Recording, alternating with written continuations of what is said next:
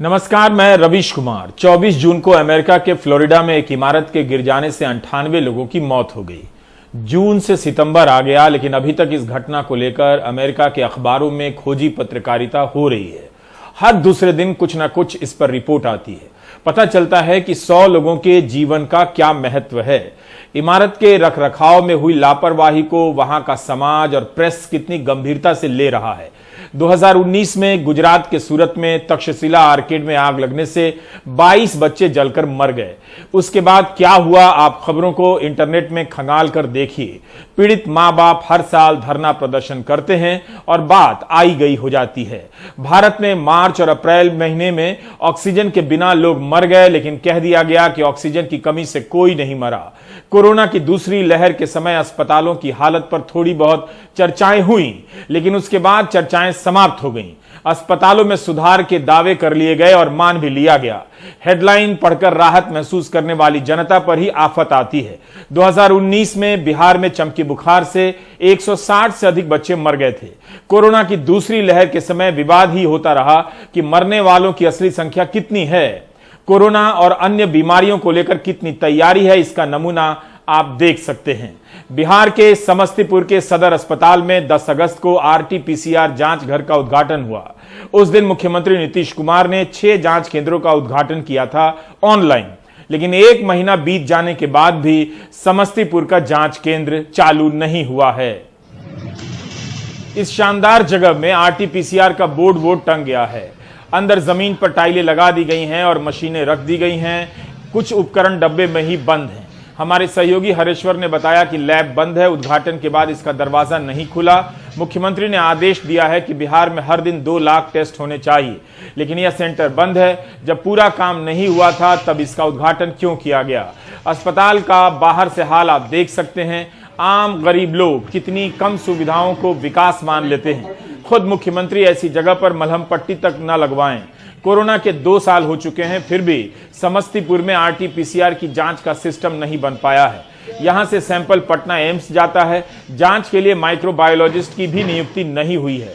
मार्च 2021 की संसद की स्थायी समिति की रिपोर्ट बताती है कि पटना एम्स में फैकल्टी के 305 पद मंजूर हैं, लेकिन 136 पद खाली हैं। नॉन टीचिंग के 1131 पद खाली हैं। एक वही अस्पताल है जो ठीक से चल रहा है, लेकिन उसकी हालत भी ऐसी है। आरटी-पीसीआर लैब का उद्घाटन माननीय मुख्यमंत्री द्वारा 10/8/2021 को किया गया। उसके बाद उसकी प्रक्रिया चल रही है। आईसीएमआर का ये एक्रीडेशन हम लोगों को लेना था। सैंपल टेस्ट करके उन लोगों को भेजना था एक्रीडेशन के लिए, जो मुझे प्राप्त हो गई है। अविलंब इसी सप्ताह से आरटी-पीसीआर की जांच समस्तीपुर में होने लगेगी। नहीं, अभी चालू नहीं।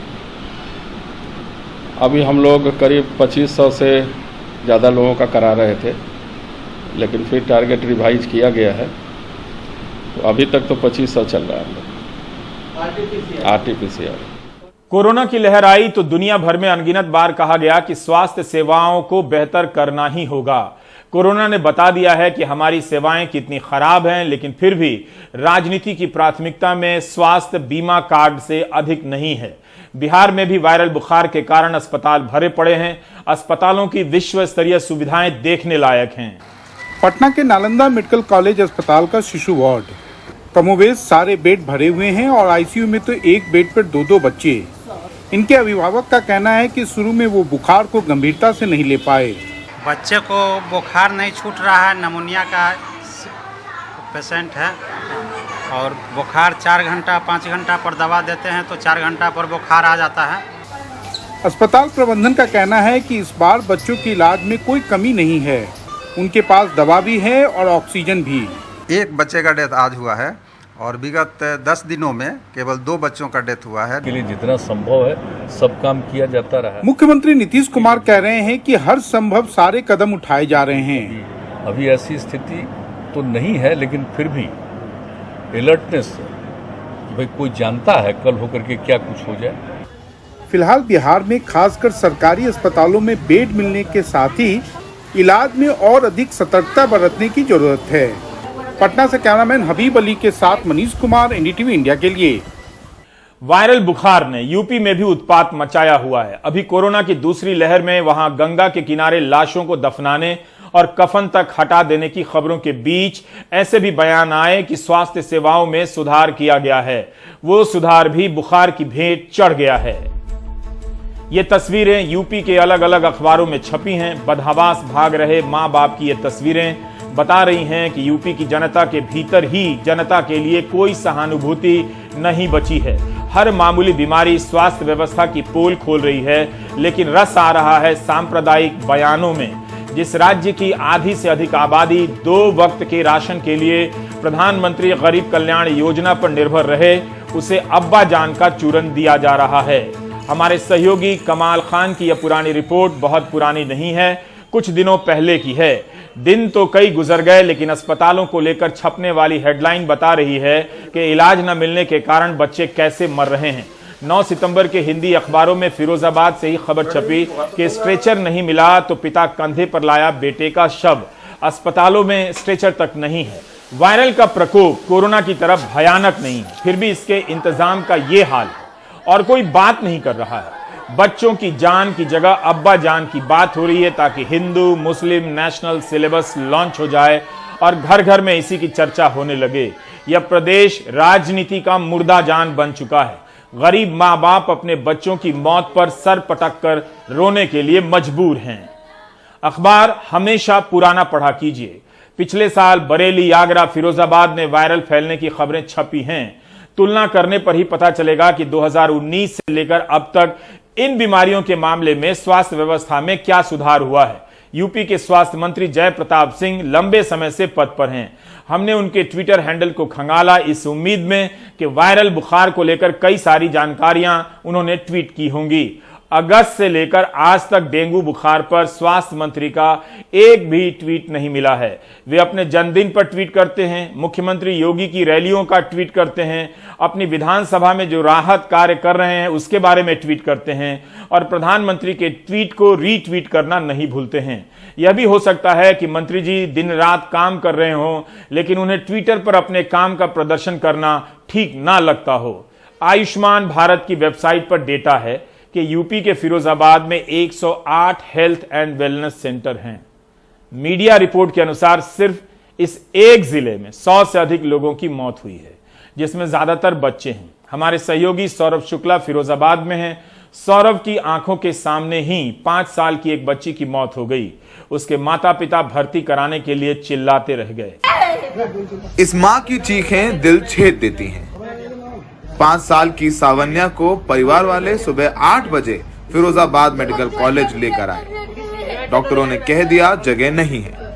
बच्ची बुखार से तड़पती रही और परिवार गिड़गिड़ाता रहा। लगभग 11 बजे बच्ची ने हमारे सामने ही दम तोड़ दिया। मीडिया ये सच्चाई दिखा न दे तो आनन फानन में अस्पताल प्रशासन बच्ची का शव ले जाने लगा। सच छुपाने की हड़बड़ाहट में कई बार बच्ची का शव स्ट्रेचर से गिरते गिरते बचा। परिवार का आरोप है कि अगर बच्ची को समय पर इलाज मिलता तो सावन्या बच जाती। और ये देखिए ये इसको ले भी जा रहे हैं, स्ट्रेचर भी ले जा रहे हैं, तो इस तरीके से ले जा रहे हैं कि जिसमें इंसान नहीं है, इंसान नहीं था, इस तरीके से आप लोग ले जा रहे हैं। ये बताइए, खुद की बहन होती है मालूम बच जाती, किसी को खुद की बहन होती है मालूम बच जाती। क्या बोले? मना कर दी, ये हालत उसकी सही है तो एडमिट नहीं कर सकते हम, जो जगह नहीं है हाल। आपकी बहन ने यही दम तोड़ दिया इलाज के बाद? हाँ जी।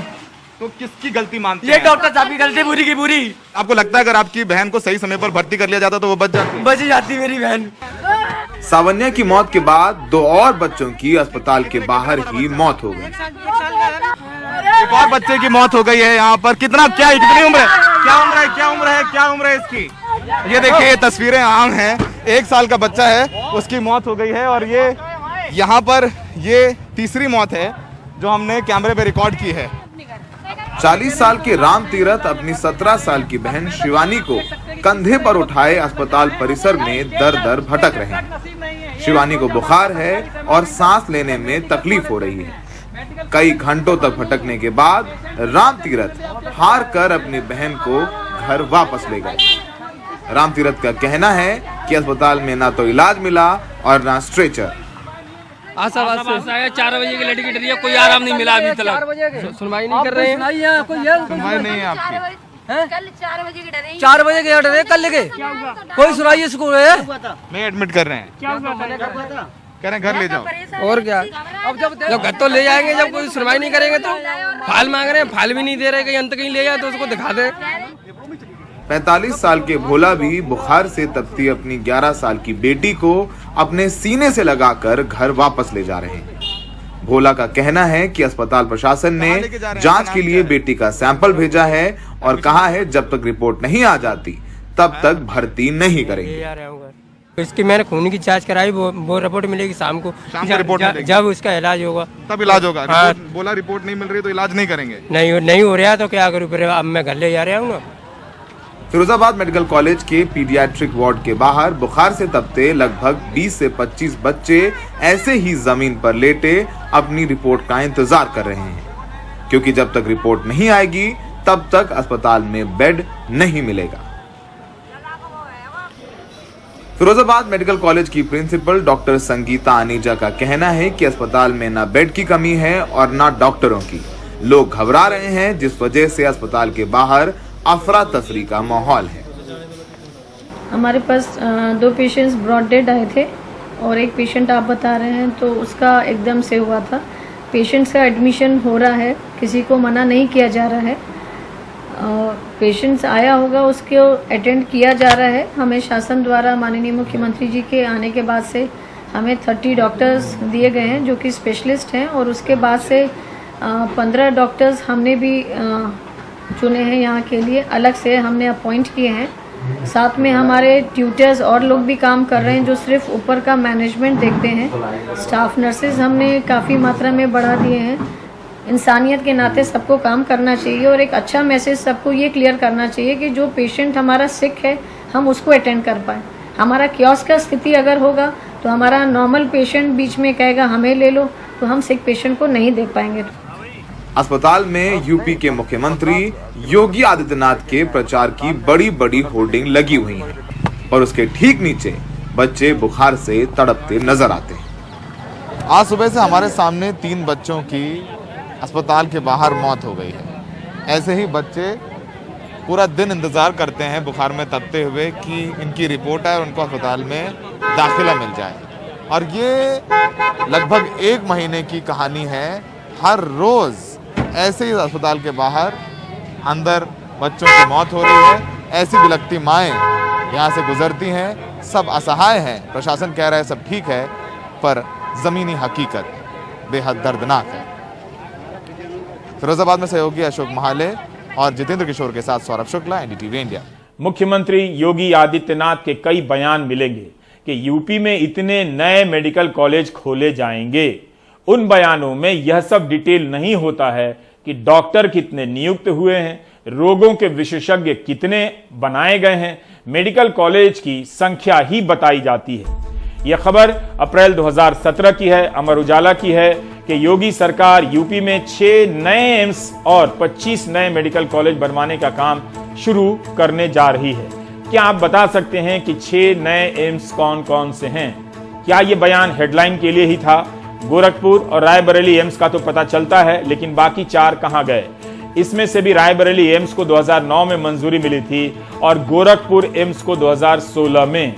इसके 2 साल बाद सितंबर 2019 में नवभारत में खबर छपती है कि मुख्यमंत्री योगी आदित्यनाथ ने कहा है कि राज्य में 2020 तक 15 नए मेडिकल कॉलेज खोले जाने की योजनाएं बनाई जा रही हैं। सीएम योगी ने कहा है कि उनकी सरकार के शासनकाल में 1 दर्जन से ज्यादा नए मेडिकल कॉलेज और 2 एम्स का निर्माण कार्य आगे बढ़ा है। यहां मुख्यमंत्री कह रहे हैं कि 2 एम्स के निर्माण का काम बढ़ा है, लेकिन 6 एम्स वाली बात गायब है जो 2017 की खबर में कही गई थी। 25 जुलाई 2021 के हिंदुस्तान टाइम्स में बयान छपा है कि जल्दी ही यूपी के सभी 75 जिलों में मेडिकल कॉलेज खोले जाएंगे। ये सब बयान है। जुलाई 2021 के हिंदुस्तान में खबर छपी है कि यूपी में 2016 से 20 के बीच 32 नए मेडिकल कॉलेज खोलने की स्वीकृति मिली है। इसमें से 8 मेडिकल कॉलेज चालू हो पाए हैं, यानी मेडिकल कॉलेज खोलने की संख्या 25 से होती हुई 30 पर पहुंचती है और 75 हो जाती है, लेकिन चालू हैं 8। ये सब इन खबरों के आधार पर कह रहा हूं। जुलाई महीने में प्रधानमंत्री मोदी ने भी कह दिया कि यूपी में 2017 तक 12 मेडिकल कॉलेज ही थे। स्क्रोल वेबसाइट ने इस पर फैक्ट चेक किया है। 22 जुलाई 2016 का लोकसभा में स्वास्थ्य राज्य मंत्री ने एक रिपोर्ट पेश की है। ये उनका बयान है। फग्गन सिंह कुलस्ते मंत्री थे। इस रिपोर्ट में बताया गया है कि 2016 तक यूपी में 38 मेडिकल कॉलेज थे। फिर ये बार बार 12 मेडिकल कॉलेज की संख्या कहां से आ जा रही है? लोकसभा में सरकार का जवाब और प्रधानमंत्री का बयान अलग क्यों है? आज यूपी में गांव के स्वास्थ्य केंद्र हो, मेडिकल कॉलेज हो, एम्स हो, मेडिकल इंफ्रास्ट्रक्चर में अभूतपूर्व सुधार हो रहा है। 4 साल पहले तक जहां यूपी में दर्जन भर मेडिकल कॉलेज हुआ करते थे, उनकी संख्या अब करीब करीब 4 गुना हो चुकी है। बहुत सारे मेडिकल कॉलेजों का निर्माण अपने अलग अलग चरणों में है। 2016 में प्रधानमंत्री के ही मंत्री लोकसभा में बता रहे हैं कि यूपी में 38 मेडिकल कॉलेज हैं, तो फिर प्रधानमंत्री 12 कहां से बता रहे हैं? मुख्यमंत्री योगी आदित्यनाथ का बयान यूपी की अलग ही प्राथमिकता तय कर रहा है। प्रधानमंत्री मोदी आज तक नहीं बता सके कि तालिबान आतंकवादी है या क्या है। कम से कम यही बता दें कि योगी जी का अब्बा जान कहना सांप्रदायिक है या नहीं। आए दिन ऐसे बयानों के जरिए गोदी मीडिया को खुराक दिया जा रहा है ताकि हिंदू मुस्लिम नेशनल सिलेबस की विधिवत चर्चाएं होती रहें। इस देश में 80 करोड़ लोग मुफ्त अनाज पर आश्रित हैं। उनकी क्षमता इतनी नहीं है कि 2 वक्त का अनाज खरीद कर खा लें। 80 करोड़ ये गरीब बता रहे हैं कि उनकी आर्थिक तरक्की अधूरी रह गई। आर्थिक नीतियों ने लोगों को गरीब बनाया है। उन तक अनाज का पहुंचना सरकार की कुशलता नहीं बल्कि उसकी आर्थिक नीतियों की असफलता है। राजनीति ने कितनी चालाकी से मुश्किल से मिल रहे 2 वक्त के अनाज का बंटवारा हिंदू मुस्लिम तर्ज पर कर दिया। फिर लोग बताएं कि 200 रुपए सरसों का तेल क्यों हुआ, क्यों मिल रहा है? क्या कोई अब्बा जान तेल पी जा रहे हैं? मुख्यमंत्री योगी आदित्यनाथ के अब्बा जान वाले बयान ने सबको आहत किया है। इस तरह के बयानों से एक समुदाय को टारगेट किया जाता है। योगी ने अब्बाजान कहकर अखिलेश यादव पे फिर हमला किया। कुशीनगर की सभा में कहा कि अब्बाजान कहने वालों ने सरकारी राशन बाहर बेच दिया। दरअसल यूपी में 2002 से 2010 के बीच खाद्यान्न घोटाला हुआ था। इसमें पीडीएस, अंत्योदय और मिड डे मील का अनाज खुले बाजार में बेचा गया। इस दौरान 2002 में बीजेपी बीएसपी की साझा सरकार, 2003 में मुलायम सिंह की सरकार और 2007 में मायावती की सरकार थी, लेकिन योगी ने इसे दूसरा रंग दे दिया। अब्बाजान कहने वाले राशन हजम कर जाते थे।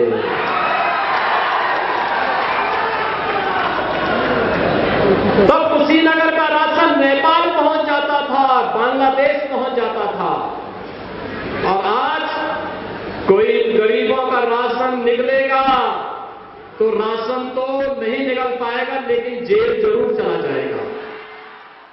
योगी के इस बयान पे तीखी प्रतिक्रियाएं हुई।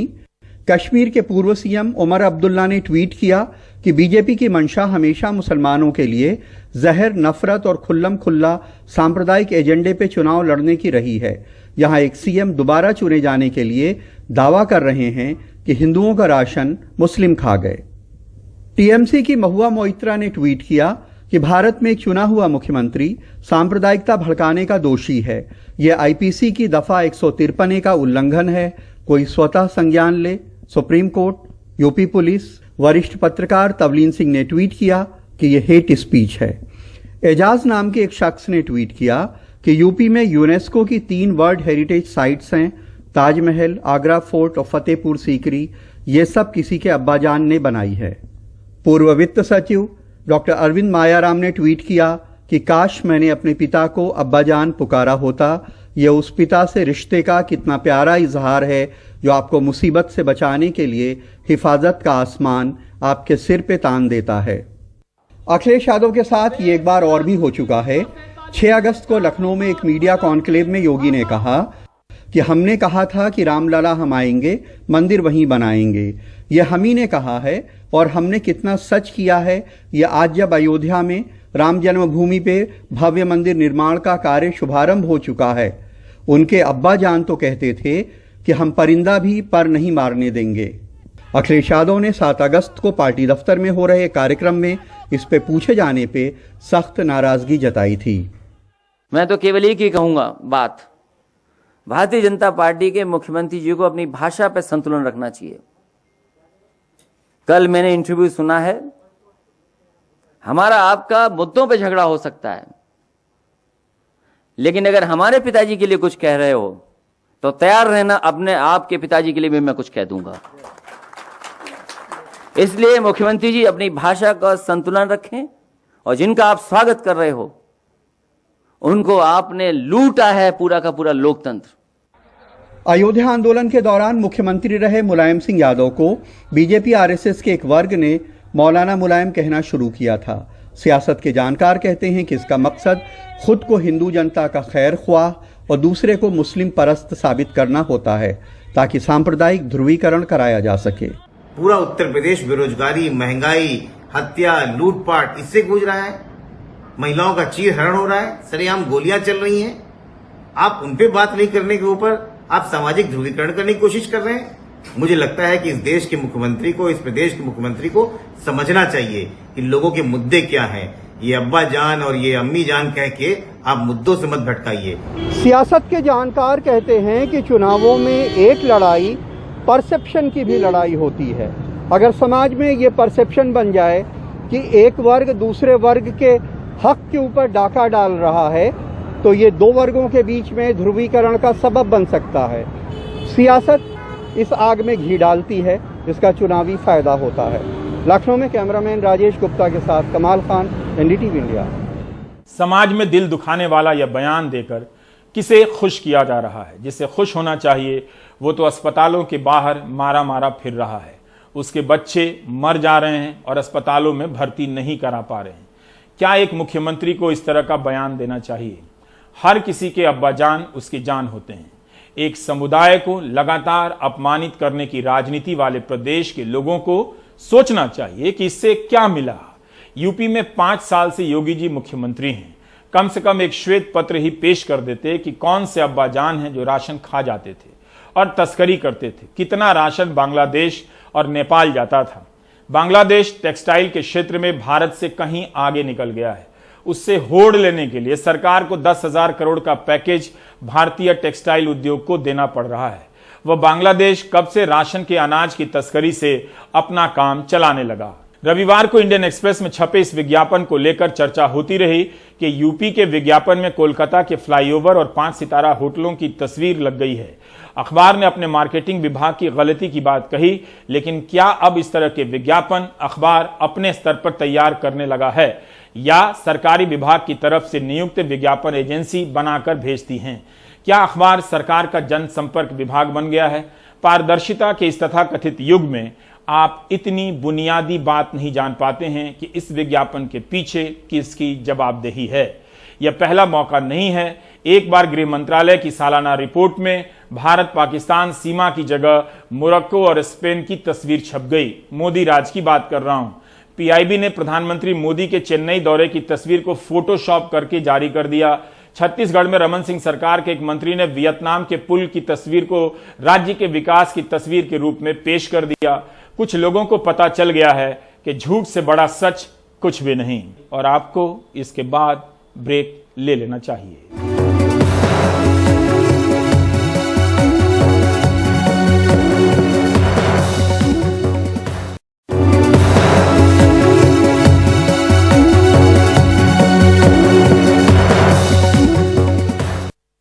कोरोना काल में सबसे ज्यादा व्यापार व्यवसाय प्रभावित हुआ। खरगोन जिले के महेश्वर का महेश्वरी साड़ी उद्योग भी अछूता नहीं रहा। यहाँ की प्रसिद्ध महेश्वर साड़ियाँ देश सहित विश्व में अपनी पहचान रखती हैं।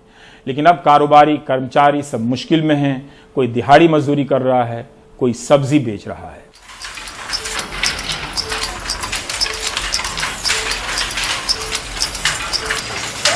कहते हैं होलकर वंश की अहिल्याबाई ने मांडू गुजरात के कारीगरों को महेश्वर में बसाया। यहाँ बनी साड़ियाँ जीवंत, चटकीले रंग, धारीदार या जखनुमा बॉर्डर, खास रंग की किनारी, सुंदर डिजाइन की वजह से पूरी दुनिया में पहचानी जाती हैं। लेकिन कोरोना ने इन करघों को थामने वाले हाथों में कहीं सब्जी का ठेला पकड़ा दिया है।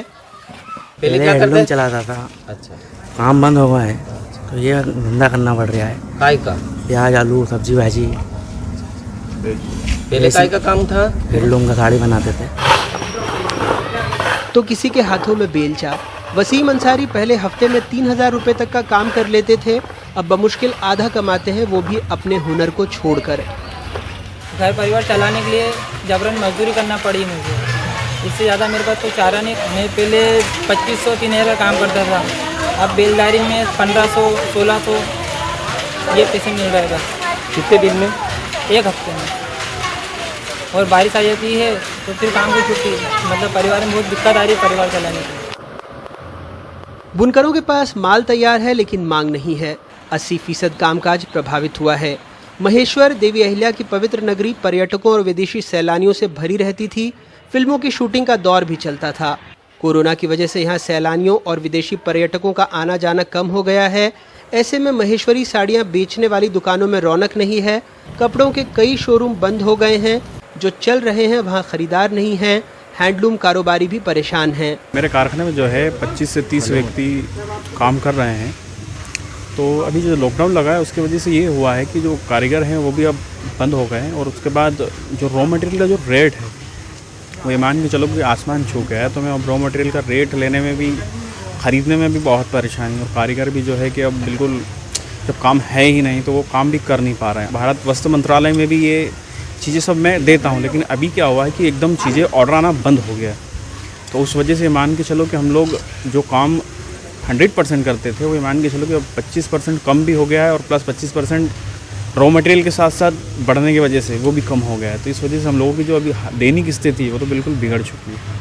महेश्वर में 3247 हैंडलूम थे, जिसमें 9360 बुनकर और सहायक काम कर रहे थे। यहाँ पर 3 लघु हैंडलूम इकाइयाँ कार्यरत हैं, लेकिन कोरोना की वजह से 80% कामकाज प्रभावित हो गया। बहुत सारे लूम बंद हो गए हैं। लॉकडाउन खुल भी गया तो फिर भी अभी बाजार में उठाव धीरे से आ रहा है। अभी कुछ लोग छोड़ के दूसरा काम करने लग गए, जैसे कोई गारा मिट्टी का भी काम करने लग गया, कोई सब्जी बेचने लग गया। विभाग से हम कह भी रहे हैं कि इनकी हेल्प करने के लिए कुछ किया जाए, और कर भी रही है विभाग।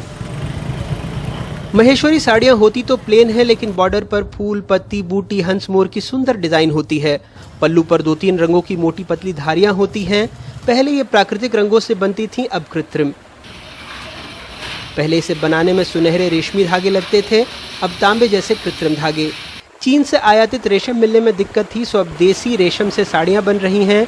महेश्वर में साड़ी के अलावा सलवार सूट, दुपट्टे, स्टॉल रनिंग क्लोथ भी बनते हैं, जिसके लिए कॉटन का धागा कोयम्बटूर, सिल्क का धागा बेंगलुरु, जरी सूरत और कलर डाई महाराष्ट्र से बुलाई जाती है। कहते हैं कभी रानी अहिल्याबाई ने अपने शाही मेहमानों को तोहफा देने के लिए सूरत, मालवा, हैदराबाद से बुनकर बुलवाए और खुद इन साड़ियों को डिज़ाइन किया, जिनका नाम उनकी राजधानी महेश्वर के नाम पर पड़ा। ये साड़ियाँ थोड़ी महंगी हैं, 2000 रुपये से ज़्यादा, लेकिन बनारसी और कांजीवरम से कम, इसलिए ये शाही शौक आम लोगों का बना। लेकिन अब इस आम लोगों को शौक पर कोरोना की नज़र है, जिससे ये शहर, यहाँ के बुनकर और ये साड़ियाँ सब प्रभावित हुए हैं। खरगोन से आसिफ और भोपाल से कैमरा पर्सन रिजवान खान के साथ अनुराग द्वारी, NDTV इंडिया। आप देख रहे थे प्राइम टाइम। नमस्कार।